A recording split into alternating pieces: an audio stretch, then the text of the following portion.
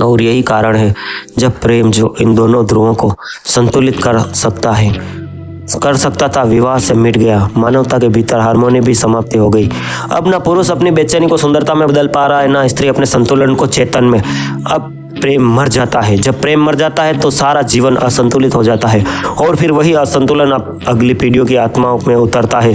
तो सुनो, जिस बच्चे का जन्म होता है उसकी ऊंचाई, उसकी विराटता, उसकी दिव्यता उस घर से नहीं बल्कि इस गहरे प्रेम, उस आध्यात्मिक पवित्रता से तय होती है जिसमें माता पिता एक दूसरे के पास आए होते हैं। उस प्रार्थना, अच्छा यदि आत्मा शरीर से बाहर निकल जाए तो क्या वह किसी दूसरे मृत शरीर में प्रवेश कर सकती है? हाँ, कर सकती है, लेकिन दूसरे मृत शरीर में प्रवेश करने में कोई अर्थ नहीं रह जाता, क्योंकि जो शरीर अब मृत है वह इसलिए मरा है कि उसमें रहने वाली आत्मा अब उसके योग्य नहीं रही।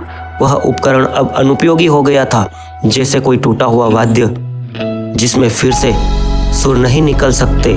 अब आप पूछोगे कि किसी जिंदा शरीर में प्रवेश कर सकती है आत्मा, तो कैसे करेगी? उसमें तो पहले ही कोई आत्मा है। जैसे भरे हुए गिलास को वापस कैसे भर सकते हैं? स्वागत है आपका ध्यान योगी मोटिवेशन में। मैं हूँ योगी। आत्मा का पुनः प्रवेश करना वैसा ही जैसे किसी बुझे दीपक में लो फूकने का कोशिश करना। हाँ, ज्ञान के स्तर पर कहा जा सकता है कि आत्मा दूसरे शरीर में प्रवेश कर सकती है, परंतु यह प्रश्न केवल जिज्ञासु के लिए रोचक है, साधक के लिए नहीं, क्योंकि हम अपने ही शरीर में कैसे प्रविष्ट हैं इसका भी हमें बोध नहीं। हम अपने भीतर कैसे टिके हैं यह भी एक रहस्य है। जब अपने ही शरीर की उपस्थिति का अनुभव नहीं, तब दूसरे के शरीर में जाने की कल्पना मात्र व्यर्थ है। दूसरे में प्रवेश का प्रयोजन ही क्या? पहले अपने भीतर प्रवेश करके तो देखो, अपने ही अंतर के द्वारों को पहचानो। जब कोई आत्मा माँ के गर्भ में प्रवेश करती है तब भी वह घटना घटती है। एक सूक्ष्म शरीर में, एक अणु समान बीज में प्रवेश। वह सूक्ष्म शरीर अपने भीतर संपूर्ण जीवन की संभावना छिपाए रहता है। उसी कण में यह बीजित है कि तुम्हारे बाल सफ़ेद कब होंगे, आंखों का रंग कैसा होगा, तुम्हारा कद काठी कैसा होगा, तुम्हारा स्वास्थ्य कैसा होगा, तुम्हारा स्वभाव, सब कुछ पहले ही दिन अंकित हो जाता है। उस सूक्ष्म देह की स्थिति के अनुसार आत्मा उसमें उतरती है। कैसे कि एक उदाहरण द्वारा बताता हूँ। जैसे आपने कोई फ्रिज खरीदा या टीवी खरीदी तो उसका एक मेन्यू कार्ड आता है कि उसमें कैसे चलेगी, कैसे उसमें क्या होगा और कितने साल की वारंटी रहेगी। यह टीवी बनती है जब ही निर्णय हो जाता है। चलते हैं आगे। आत्मा उसी अणु शरीर में उतरती है जो उसकी तरंग, उसके लय के अनुकूल हो। और देखो, आज मानवता की चेतना का जो पतन हो रहा है उसका मूल कारण भी यही है। दुनिया के दंपति श्रेष्ठ आत्माओं के आने योग्य वातावरण भी नहीं बना पा रहे हैं। आज का प्रेम, आज की कामना, आज की वासना, सब ने यह द्वार बंद कर दिए हैं। यहाँ से देव आत्माएं प्रवेश कर सकती हैं। साधारण आत्माएं तो 13 दिन में नया शरीर पा लेती है, क्योंकि उन्हें साधारण अवसर सहज उपलब्ध होते हैं। पर अत्यंत निकृष्ट आत्माओं को नया शरीर मिलने में देर लगती है, क्योंकि उतनी निकृष्ट स्थिति दुर्लभ है। वही आत्माएं भूत प्रेत कहलाती हैं और अत्यंत श्रेष्ठ आत्माएं भी रुक जाती हैं, क्योंकि उनके योग्य कोई गर्भ, कोई अवसर दुर्लभ है। उन्हें ही हम देवता कहते हैं। प्राचीन काल में भूत प्रेत बहुत कम थे और देवताओं की संख्या अधिक थी। आज स्थिति उलट गई है।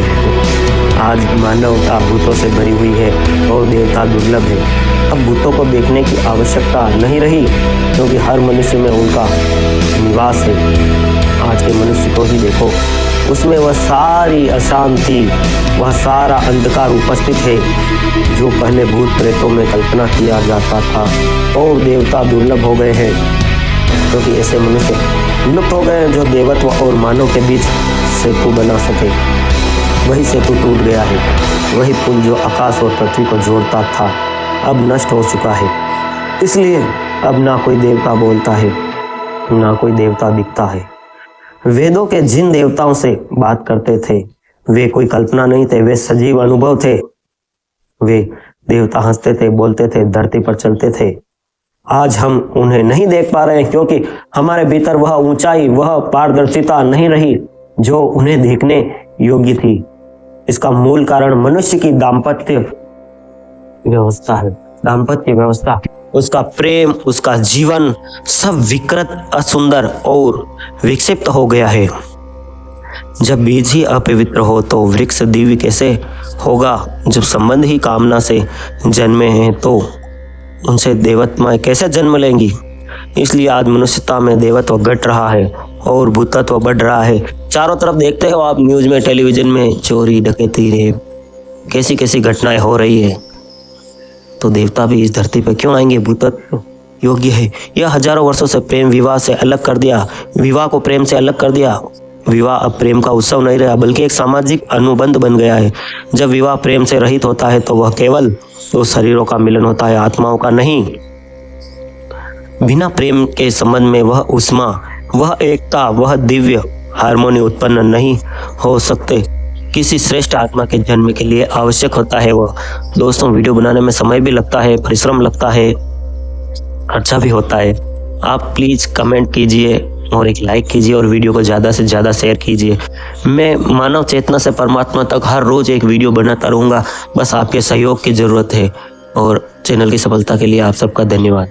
श्रेष्ठ आत्मा के बीच, ऐसे दंपति के बीच जो साथ है वह केवल जीवन है, सह अस्तित्व, प्रेम का नृत्य नहीं, केवल साथ में है। उसमें आत्मा का वह कंपन नहीं होता जो दो अस्तित्वों को एक कर देता है। आप देख रहे हैं आजकल शादियाँ होती है, आपके मित्र की होती है। आपके मित्र से कभी पूछो कि शादी को भी 1 साल हुआ है, कैसे रह रहे हो, कैसे क्या है? वो कहते हैं कुछ मजा नहीं आया, मैं तो फंस गया हूँ, मैं तो फंस गई हूँ। जीवन में कोई उमंग ही नहीं रही। ऐसा क्यों हो रहा है? सोचिए और लिखिए कमेंट में। अस्तित्व को एक करता है, इसलिए जो बच्चे ऐसे मिलन से जन्म होते हैं वे प्रेमहीन बीज से अंकुरित होते हैं। जहाँ प्रेम नहीं वहाँ क्या होगा? उसमें ना कोमलता होगी, ना करुणा, ना देवत्व। वे हिंसा के, घृणा के, संघर्ष के संसार में जन्म लेंगे क्योंकि उनके जन्म की वजह जड़ ही असंगति से उपजी है। यह बहुत सूक्ष्म बात है, लेकिन सूक्ष्म का प्रभाव गहरा होता है। यदि जीवन की मूल ध्वनि असंतुलित हो तो पूरी रागिनी बेसुरी हो जाती है। तुमने कभी सोचा है स्त्री पुरुष से अधिक सुंदर क्यों प्रतीत होती है? उसमें वह लय है, वह भीतर की संगीतात्मकता है। क्यों? पुरुष में क्यों नहीं? वह कोई रहस्यात्मक चमत्कार नहीं, एक सूक्ष्म जैविक कारण है। इतना सूक्ष्म कि अविश्वसनीय लगता है। जब माँ के गर्भ में बच्चा आकार लेता है तो वह पहले अणु से ही इस भेद को धारण कर लेता है। स्त्री के शरीर का निर्माण तब होता है जब 24 जीवाणु पिता के और 24 जीवाणु माता के मिलकर 48 का संतुलन संयोजित बनाते हैं। वह संपूर्ण संतुलन ही उसकी सुंदरता, उसकी कोमलता, उसकी कलात्मकता का आधार बन जाता है। वह भीतर से पूर्ण है, समरस। पुरुष का बीज 47 जीवाणुओं का होता है, एक कम, एक और 24, दूसरी ओर 23। इतनी सी कमी से संतुलन टूट जाता है। Video sponsor Dwarkadhish electric and power tools आपकी अपनी शॉप और व्यक्ति में एक सूक्ष्म दरार रह जाती है। यही दरार पुरुष के भीतर बेचैनी का रूप ले लेती है। उसके भीतर हमेशा एक अधूरापन है, एक तीव्र खोज है। क्या करूं, क्या बनूं, कहाँ जाऊं? यह बेचैनी उसी को एक अणु की कमी से जन्मी है। उसका तराजू झुका हुआ है। स्त्री का संतुलित है, इसलिए उसमें संगीत सुडोलता है, एक मौन नृत्य है। लेकिन यही संतुलन स्त्री को स्थिर भी कर देता है। वह सुंदर है पर गतिशील नहीं। पुरुष असंतुलित है, इसलिए वो नए नए आविष्कार करता है, गतिमान है, निरंतर गतिमान है। बेचैनी ने सभ्यता पर्वतों पर चढ़ाया है, पुरुषों को चांद और तारों तक पहुंचा है। पुरुष की विषमता है, इसलिए स्त्री को संतुलन उसे ठहराव देता है, लेकिन उत्क्रांति की संगीत आग नहीं देता। देखो कितना छोटा सा जैविक अंतर, केवल एक अणु और व्यक्तित्व की 2 ध्रुवीय दिशाएं निर्मित हो जाती है। यह प्रकृति का रहस्य है, सूक्ष्मता में ही विराट छिपा होता है। और यही कारण है जब प्रेम जो इन दोनों ध्रुवों को संतुलित कर सकता था विवाह से मिट गया। मानवता के भीतर हार्मोनी भी समाप्ति हो गई। अब ना पुरुष अपनी बेचैनी को सुंदरता में बदल पा रहा है, ना स्त्री अपने संतुलन को चेतन में। अब प्रेम मर जाता है। जब प्रेम मर जाता है तो सारा जीवन असंतुलित हो जाता है और फिर वही असंतुलन अब अगली पीढ़ियों की आत्माओं में उतरता है।